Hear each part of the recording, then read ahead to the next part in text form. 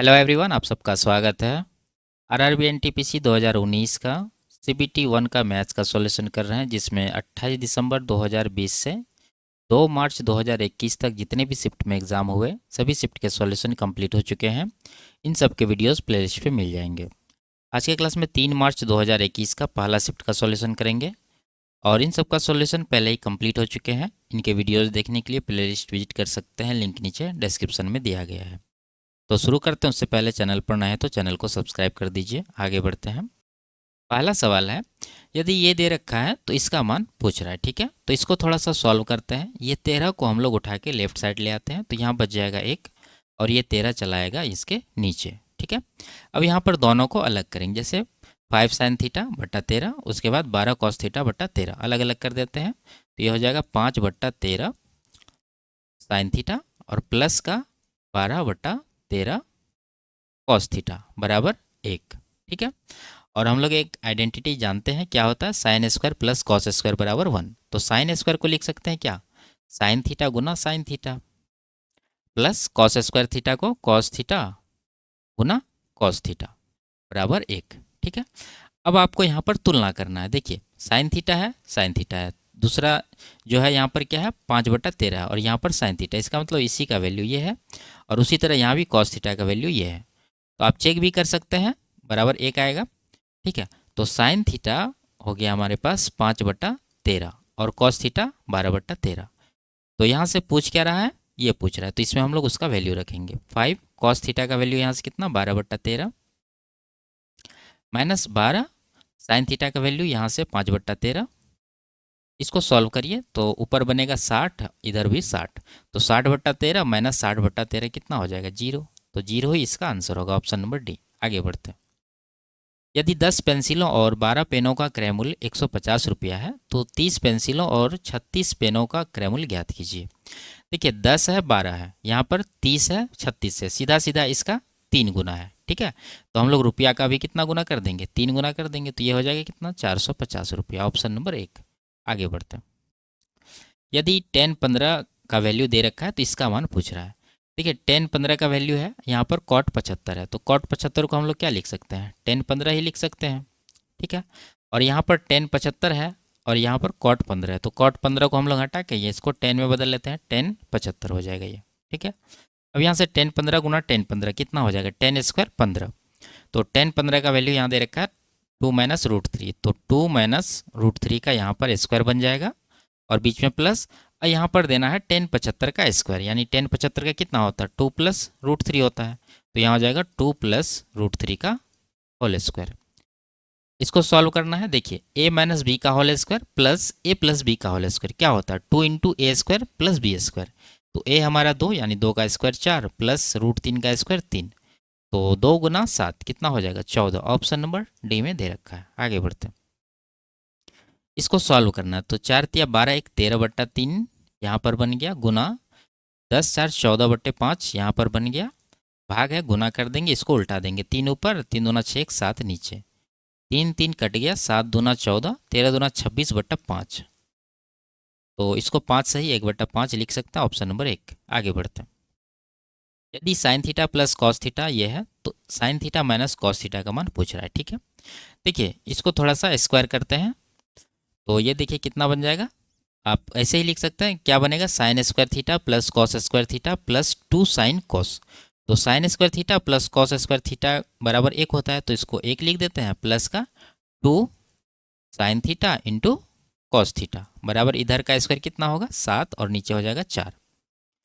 अब यहाँ से 2 sine theta into cos theta बराबर कितना होगा, एक को उस तरफ ले जाएंगे माइनस में होगा, यानी कि 7 बट्टे 4 माइनस का 1, तो ये कितना हो जाएगा 4 1 का 4, 7 में से 4 घटाएंगे 3 बट्टे 4, यानी 2 साइन इंटू कॉस का वैल्यू 3 बट्टे 4 आया है। अब यहाँ हमारे पास ये पूछ रहा है, तो हम लोग इसका डायरेक्ट वैल्यू नहीं निकालेंगे, इसका स्क्वायर का वैल्यू निकालेंगे और बाद में वर्गमूल लेके आंसर लगाएंगे। जब इसका स्क्वायर करेंगे तो क्या बनेगा sine square plus cos square minus 2 sine cos, तो sine square plus cos square के बदले 1 आ जाएगा और माइनस का 2 साइन इंटू कॉस, तो 2 साइन इंटू कॉस का वैल्यू हम लोग पहले से निकाल चुके हैं 3 बट्टा 4, तो 3 बट्टा 4 इसमें माइनस कर देते हैं, तो ये कितना बनेगा 4 1 का 4 माइनस 3 1 बट्टा 4। लेकिन यहाँ पर स्क्वायर का वैल्यू हम लोग निकाले हैं, तो ओरिजिनल इसका जो आंसर होगा क्या होगा, इसका वर्गमूल यानी कि 1/2। यही इस सवाल का आंसर होगा, ऑप्शन नंबर 1 में दे रखा है। आगे बढ़ते हैं। यदि ये है तो इसका मान पूछ रहा है, ठीक है। तो दशमलव यहाँ देखिए, एक अंक 2 अंक के पहले लगा देना, यानी कि आंसर जो होगा वो क्या हो जाएगा, 42.25, ऑप्शन नंबर 2। आगे बढ़ते हैं। यदि ये दे रखा है तो इसका मान पूछ रहा है, तो हम लोग यहाँ पर वैल्यू पुट करेंगे कोई। देखिए 20 को किस तरह से जोड़ सकते हैं, 5 चौके 20, ठीक है। और इस पर चेक करते हैं, 5 का स्क्वायर 25 और 4 का स्क्वायर 16, 25 16 41 होता है, एकदम सही है। इसी वैल्यू पे इसका मान निकालिए, यानी 1/5 प्लस 1/4 कितना होगा, एलसीएम 20 आएगा, ऊपर 9 बनेगा, तो 9/20 इसका आंसर होगा। आगे बढ़ते हैं। एक आदमी क्रय मूल्य से 4% हानि पर फूल बेचता है, परंतु 25 ग्राम के बाट के स्थान पर 20 ग्राम के बाट का प्रयोग करता है। उसे होने वाला प्रतिशत लाभ ज्ञात कीजिए, ठीक है।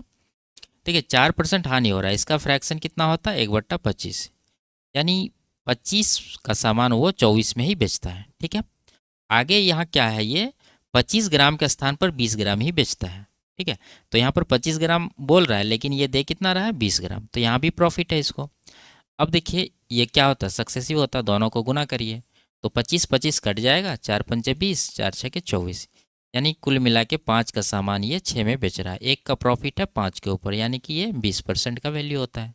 तो ऑप्शन नंबर 3 में दे रखा है। आगे बढ़ते हैं। एक आयत की लंबाई और चौड़ाई का अनुपात 2:1 है। आयत के परिमाप और क्षेत्रफल के संख्यात्मक मानों का अनुपात 3:4 है। आयत की लंबाई ज्ञात कीजिए, ठीक है। तो लंबाई को मान लेते हैं कितना, 2x, और चौड़ाई को x, ठीक है, ये हो जाएगा। अब यहाँ पर आयत के परिमाप और क्षेत्रफल का अनुपात दे रखा है, तो आयत का परिमाप अगर हम लोग यहाँ से निकालें तो क्या बनेगा, 2 × l+b, यानी कि 2 गुना l+b जोड़ के कितना हो रहा है, 2 + 1 3x, और नीचे क्षेत्रफल यानी दोनों का गुणनफल, तो ये हो जाएगा कितना, 2x² बराबर 3/4, अनुपात जो दे रखा था, ठीक है। तो x से x काट देते हैं, 2 से 2 काट देते हैं, 3 से 3 काट देते हैं, तो x का वैल्यू कितना आ गया, 4 आ गया। लंबाई पूछ रहा, तो लंबाई 2x माने थे, 2x का वैल्यू कितना होगा, 2 चौके 8, तो 8 यूनिट इस सवाल का आंसर होगा, ऑप्शन नंबर 3। आगे बढ़ते हैं। एक संख्या के 3% और दूसरी संख्या के 2% का योग पहली संख्या के 3% और दूसरी संख्या के 5% के योग के 3/4 के बराबर है। पहली और दूसरी संख्याओं का अनुपात ज्ञात कीजिए। मान लेते हैं 2 नंबर है हमारे पास, x और y। तो एक संख्या का 3% यानी कि x का 3% और दूसरी संख्या का 2% यानी y का 2%, ये बराबर है x का 3% प्लस दूसरी संख्या यानी y का 5% का कितना, 3/4। तो 3 यहाँ रखते हैं, यहाँ तो 3/4 से गुना करना होगा, तो हम लोग 3 यहाँ रखते हैं, 4 को यहाँ पर गुना कर देते हैं, बात एक ही है, ठीक है। अब यहाँ से रेशियो निकालना है x और y का। तो देखिए यहाँ पर x वाला को अगर हम लोग देखें, यहाँ कितना हो रहा है, 4 × 12x%, ठीक है, 12x% हो गया। इधर कितना होगा, 3 × 9x%, तो 12 में 9 को इधर लाएंगे तो 12 में 9 घट जाएगा, यानी कि 3x% यहाँ पर बचेगा, ठीक है, बराबर। अब y वाला को उस तरफ ले जाते हैं, तो 4 दूना 8y% हुआ, इधर 5 × 15y%, तो 15 में 8 घटाएंगे तो ये 7y% आएगा, परसेंट तो कैंसिल हो जाएगा, तो x और y का रेशियो यहाँ पर 7/3 बनेगा, तो ऑप्शन नंबर 2 में दे रखा है। आगे बढ़ते हैं। यदि ये है तो ए बी सी का अनुपात पूछ रहा है, ठीक है। तो देखिए यहाँ इसको अगर हम लोग सॉल्व करें, ठीक है, तो क्या बनेगा, a/b बराबर बनेगा 2:3।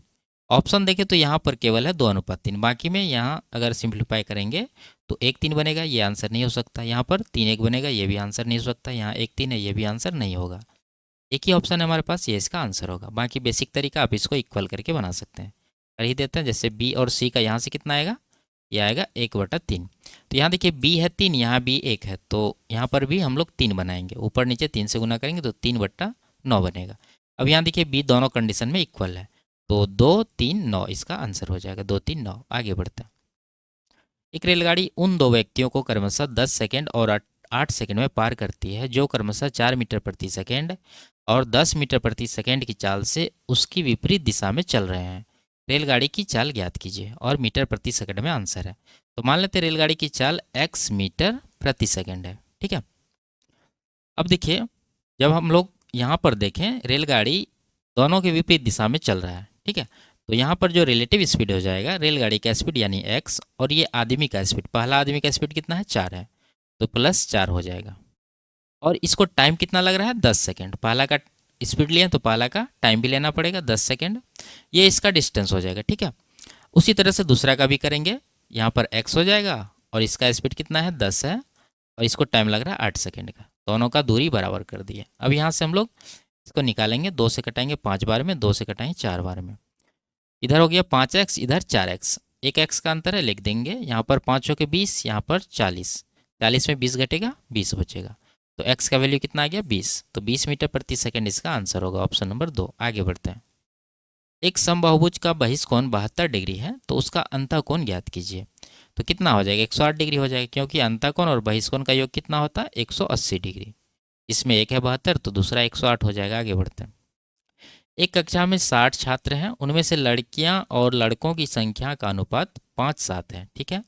यदि 5 लड़के कक्षा से निकल जाते हैं तो लड़कों और लड़कियों की संख्या का नया अनुपात ज्ञात कीजिए। देखिए यहाँ पर लड़कियों और लड़कों का यहाँ पर रेशियो है कितना 12, जोड़ के कितना हो रहा है 12, जबकि यहाँ टोटल सवाल में कितना दे रखा है 60। तो 12 का वैल्यू 60 है, ये 5 गुना है। तो यहाँ से 5 यूनिट का वैल्यू कितना होगा 5 का 5 गुना 25 और 7 का कितना होगा 35। यानी अगर हम लोग देखें लड़कियां और लड़कों का, तो लड़कियां 25 है और लड़के कितने हैं 35 हैं। अब इसमें 5 लड़के निकल जाते हैं तो 5 लड़के हम लोग यहाँ से निकाल देंगे तो बचेगा कितना 30। अब नया रेशियो क्या बनेगा 5 से कटाएंगे 5 बार में, 5 से कटाएंगे 6 बार में, यानी कि 5:6 बन रहा है। लेकिन आपको ऑर्डर ध्यान रखना, पहले यहाँ लड़कियाँ हैं जबकि पूछ क्या रहा है पहले लड़का का। तो 6 पहले आएगा 5 बाद में आएगा। तो ऑप्शन नंबर 1 में दे रखा है। आगे बढ़ते हैं। एक आयत की लंबाई इसकी चौड़ाई से 2 सेंटीमीटर अधिक है। यदि आयत का परिमाप 20 सेंटीमीटर है तो उसका क्षेत्रफल ज्ञात कीजिए, ठीक है। देखिए परिमाप को अगर हम लोग 2 से डिवाइड कर दें तो कितना आएगा 10 आएगा। तो 10 आएगा तो ये क्या है लंबाई प्लस चौड़ाई है, क्योंकि ये परिमाप निकालने के लिए 2 इंटू एल प्लस बी करते हैं। अगर 2 से परिमाप को डिवाइड कर देंगे तो एल प्लस बी रहा है इसमें।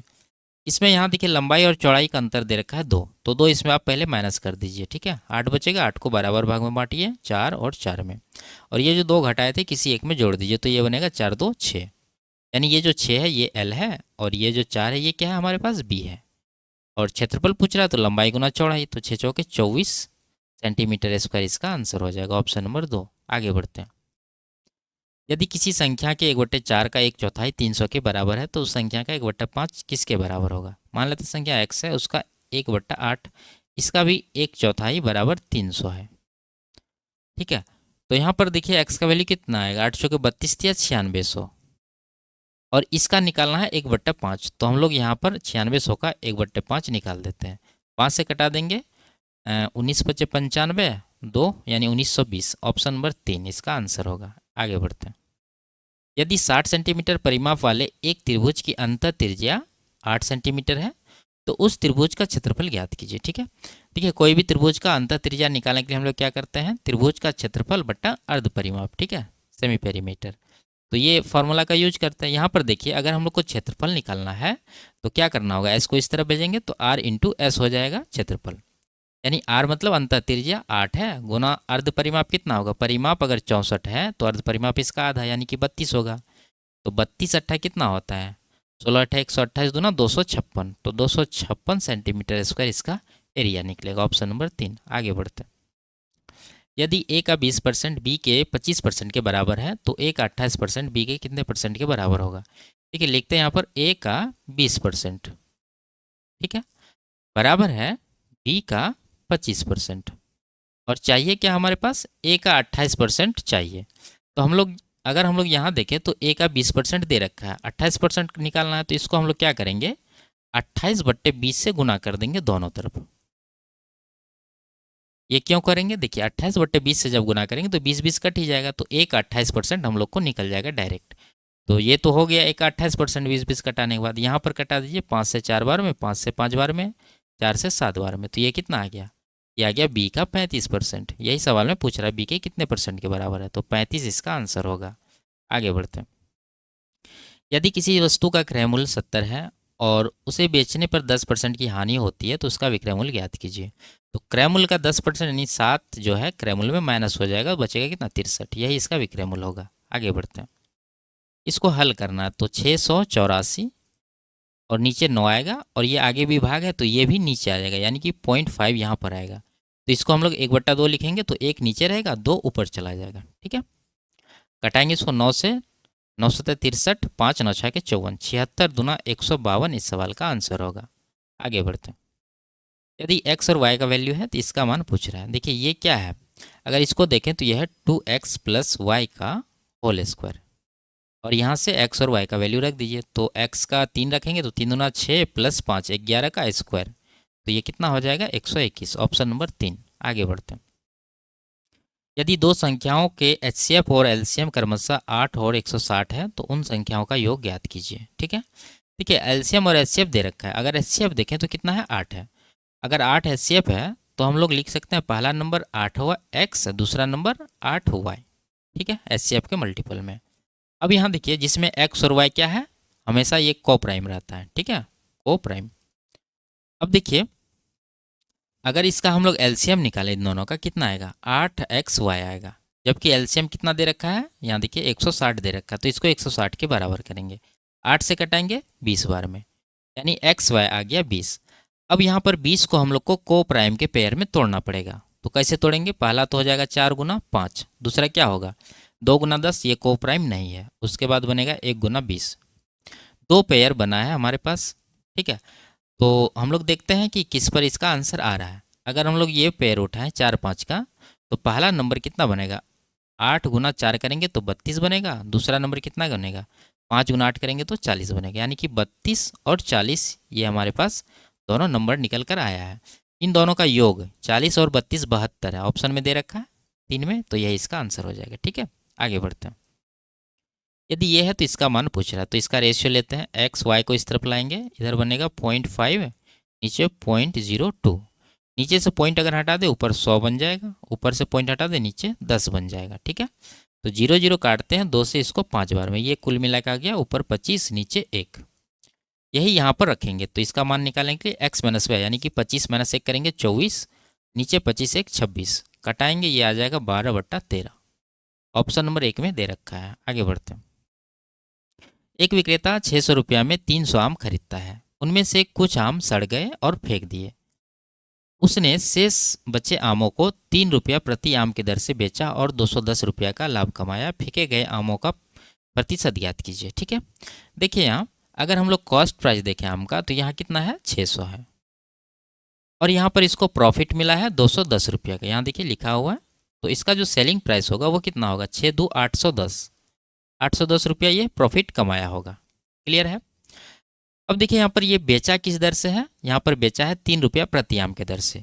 अगर टोटल सेलिंग प्राइस में 3 से हम लोग डिवाइड कर दें तो कितना बनेगा, कटाने के बाद 270।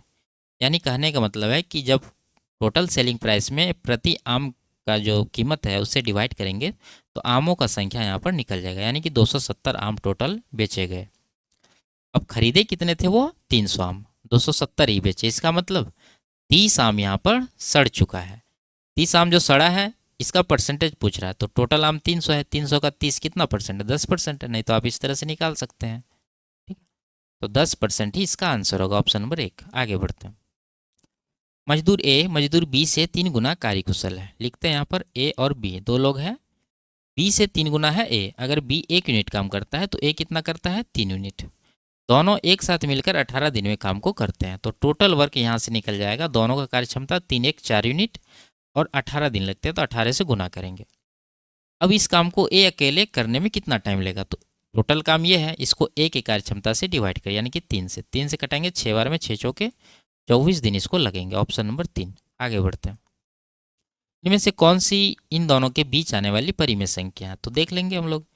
देखिए 9.15, ये 9.2 से छोटी, ये नहीं आएगा, ये जो है इन दोनों के बीच में। ठीक है, 9.55, बाकी सब कोई भी इन दोनों के बीच में नहीं है। आगे बढ़ते हैं। इसका वर्गमूल सिंपल सा याद रहना चाहिए, 64 का वर्गमूल है 4096। ठीक है, आगे बढ़ते हैं। यदि 5 फ्रैक्शन ये दिया है, इसका माध्य 20 है, तो पहले 2 फ्रैक्शनों का माध्य ज्ञात कीजिए। देखिए अगर हम लोग यहाँ फ्रैक्शन देखें तो सब में एक एक का अंतर है। यहाँ देखिए x -1, यानी इससे एक कम है ये, इससे एक कम है ये, इससे एक कम है ये, इससे एक कम है ये, यानी कहने का मतलब ये क्रमिक संख्या है। और माध्य है 20, तो 20 कहाँ होगा बीच में होगा। और 5 नंबर है तो 2 नंबर इससे पहले 2 नंबर इससे बाद, लेकिन पहले वाला नंबर जो है बीच वाला नंबर से बड़ा होगा, यानी कि 20 है ये तो 21 होगा, ये 22 होगा, ठीक है, और ये 19 होगा और ये 18 होगा, क्योंकि यहाँ पर घटते क्रम में है। अब यहाँ कह रहा पहले दो प्रेक्षणों का माध्य, तो पहले वाला दो प्रेक्षण कौन सा, ये है, इन दोनों का माध्य निकालेंगे तो 21 और 22 के बीच में क्या है, 21.5 है, तो यही इसका आंसर हो जाएगा ऑप्शन नंबर 4। आप जोड़ के 2 से डिवाइड भी कर सकते हैं। आगे बढ़ते हैं। 70 किलोमीटर प्रति घंटा की चाल से चल रही एक रेलगाड़ी उसकी विपरीत दिशा में चल रहे एक मोटर सवार को 2 सेकंड में पार करती है। यदि मोटर सवार रेलगाड़ी की समान दिशा में चल रही है तो रेलगाड़ी उसे 5 सेकंड में पार करती है, ठीक है। मोटर सवार की चाल ज्ञात कीजिए। तो मान लेते हैं मोटर सवार की चाल क्या है, x, ठीक है, x किलोमीटर प्रति घंटा। अगर हम लोग पहला कंडीशन देखें तो विपरीत दिशा में जब दोनों चलता है तो इसका रिलेटिव स्पीड कितना होगा, 70 प्लस मोटर का चाल x, दोनों का योग हो जाएगा, ठीक है। और यहाँ पर इसको लग रहा है 2 सेकंड। आप इसको मीटर प्रति सेकंड में बदल सकते हैं 5/18 से गुना करके, लेकिन दोनों तरफ गुना होगा तो दोनों तरफ कट ही जाएगा, तो हम लोग यहाँ पर गुना नहीं करेंगे, डायरेक्ट इसका 2 सेकंड बैठा देंगे। उसी तरह से दूसरा कंडीशन, जब वो समान दिशा में चल रहा है तो इसका रिलेटिव स्पीड क्या होगा, 70 माइनस x हो जाएगा, ठीक है। और इसको लग जाता है इस कंडीशन में 5 सेकंड, 5 से गुना करेंगे। अब यहाँ से x का वैल्यू निकालेंगे। देखिए यहाँ 7×5 = 35, x वाला पहले देख लेते हैं, 5x इधर 2x, एक का माइनस है एक का प्लस है, तो दोनों जोड़ के देंगे 5 2 7x हो जाएगा बराबर। अब यहाँ देखिए 70 गुना 5 कितना हो जाएगा, 350। आप ये डायरेक्ट भी देख सकते हैं, देखिए 2 गुना 70 है, यहाँ 5 गुना 70 है, तो दोनों का सेम साइन है, तो हम लोग दोनों का डिफरेंस लेंगे। तो डिफरेंस कैसे निकाल सकते हैं, यहाँ पर 5 और 2 का डिफरेंस लिए 3, 3 को 70 से गुना करें यानी कि 210, ठीक है। 7 से कटाएंगे इसको 30 बार में, तो x का वैल्यू कितना आ गया, 30। ऑप्शन नंबर 1 इसका आंसर होगा। आगे बढ़ते हैं। इसका मान निकालना है, तो देखिए यहाँ पर फ्रैक्शन अगर देखें सबके नीचे 5 है, ऊपर 1 2 3 3 6 6 4 10, तो 10/5 कटाने के बाद ये 2 बना, तो इधर से आ गया। उसके बाद अगर यहाँ पर देखें तो सबको जोड़ना पड़ेगा। आप इकाई अंक देखिए पहले, 7 चौके 28 2 30, इकाई अंक 0 बन रहा है, तो ये दोनों आंसर नहीं होगा। और 7 चौके 28 2 30 यानी 3000 से ऊपर ही आंसर होगा, तो ये भी आंसर छट गया। तो एक ही ऑप्शन है हमारे पास, ये इसका आंसर हो जाएगा। बाकी आप इसको जोड़ भी सकते हैं। आगे बढ़ते हैं। इसमें कहा 2015 में बेची गई गणित की पुस्तकों की संख्या 2016 में बेची गई अंग्रेजों की पुस्तकों की संख्या के कितने प्रतिशत के बराबर है। तो 15 में देखना है गणित, तो 15 वाला कौन सा है, ब्लू। इसमें मैथ कहाँ पर है, यहाँ पर है, तो ये कितना दे रखा है, 34। तो ये 34 कितना परसेंट है, अंग्रेजी 2016 में, अंग्रेजी इंग्लिश यहाँ पर है 2016, ग्रे वाला देखना 20, तो ये 34 20 का कितना परसेंट है, तो 100% से यहाँ पर हम लोग गुना करेंगे, 20 से कटाएंगे 5 बार में, 34 पंचे 85 दुना 170%, ठीक है। तो ऑप्शन नंबर 2 में दे रखा है। आगे बढ़ते हैं। 2012 से 15 के दौरान शाखा बी द्वारा किए गए ऑटोमोबाइल के उत्पादन में कितने प्रतिशत की वृद्धि हुई है। तो 12 से 15 शाखा बी द्वारा, बी कौन सा, ऑरेंज वाला है, तो 12 में ऑरेंज दे रखा है 30 और 15 में हो गया 45, 30 का 45 1.5 गुना है, यानी 50% का वृद्धि है, ठीक है। आगे बढ़ते हैं। 2013 और 14 में कुल मिलाकर यूपी से इस परीक्षा में शामिल हुए छात्रों की कुल संख्या और इसी अवधि के दौरान एमपी से इस परीक्षा में शामिल हुए कुल छात्रों की संख्या का अनुपात ज्ञात कीजिए। तो 13 और 14 देखना है यूपी में, यूपी यहाँ पर है 13 और 14, 13 का 400 और 450, कुल मिला के 950 हो गया, ठीक है, 850, ठीक है, 850। और उसी अवधि का देखना है एमपी का, तो एमपी यहाँ पर है, इस अवधि में कितना है, ये दोनों को जोड़िए 2 2 4, इधर 120 यानी 520, कटाएंगे 0 0, अब नहीं कटेगा, 85 52 इसका आंसर होगा। आगे बढ़ते हैं। इसमें क्या कह रहा है, उपरोक्त ग्राफ के संबंध में निम्नलिखित में से कौन सा कथन सही नहीं है, ठीक है, नहीं वाला आंसर देना है।